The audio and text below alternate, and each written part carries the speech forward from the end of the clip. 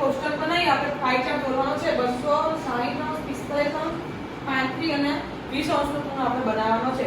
તો જોઈએ આપણે પહેલો વર્તુળ દોરીએ. પહેલો ખૂણો કેટલાનો હતો 200 નો હતો ને, તો 200 અંશનો ખૂણો બનાવીએ આપણે.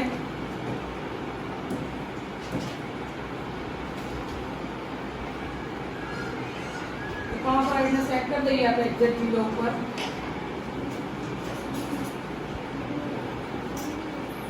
તો અહીંથી આપણે 200 અંશ લઈએ, 0 થી સ્ટાર્ટ કરીએ. 0 10 20 30 40 50 60 થી અહીંયા આપણે 200 આરો 180 થશે. 180 ની પાછળ નીચે આવવાનું થોડું આપણે.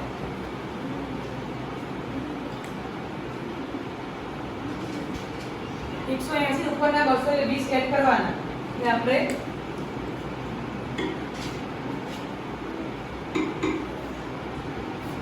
બીજા આપણે 20 એડ કરશું. આમાં 180 આટલા થયો તો અને બીજા 20 એટલે 180 અને 10 190 ને આગળ 200. આ ખૂણો જે હશે આપણો 200 અંશનો ખૂણો થઈ જશે. આપણે દૂર લઈ આવી તો આખો આ ખૂણો આવ્યો આપણો 200 અંશનો. 200 અંશનો ખૂણો શેના માટે હતો? ગુજરાતી વિષય માટે. તો આ કઈ લખાશે? ગુજરાતી. હવે બીજું જોઈએ. બીજા નંબરનો છે આપણો 60 અંશનો ખૂણો. તો 60 અંશના ખૂણા માટે આપણે જોઈશું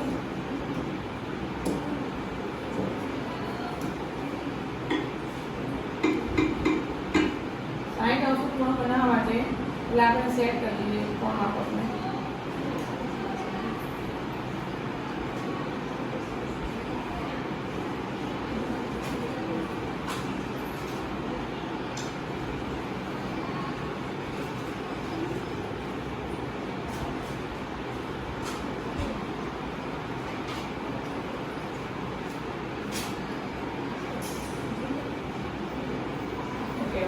અહીંયાથી 60 લેવલ 0 થી 60 લઈએ 10 20 30 40 50 અને 60.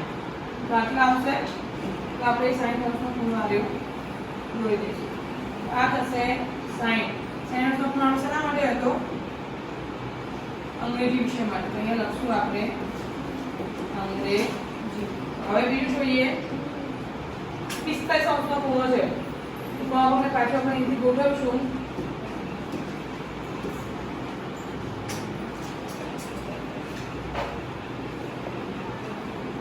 45 પર ગોઠવીએ આપણે.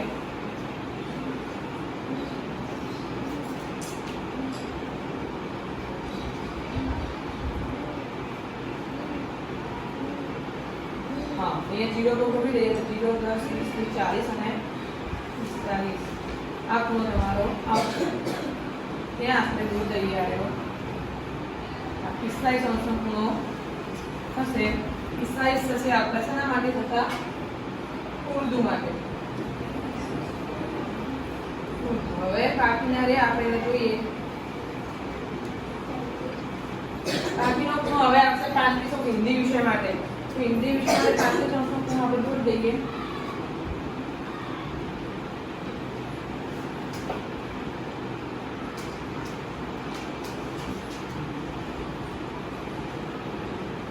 અહીંથી 0 ગણીએ આપણે. 0 10 30 અને આ 5 30 અને 35. પછી આ ખૂણો થશે આપણો 35 અંશ હિન્દી વિષય માટે હતો. હવે બાકીનો વધ્યો 20 અંશ. તમે આમ આપશો તમને 20 અંશ એટલે તમને ખૂણો મળી જશે. 20 અંશ છે આપણા સિંધી ભાષા માટે. તો આ રીતે આપણે પાઈ ચાર્ટ તૈયાર કરી શકીએ.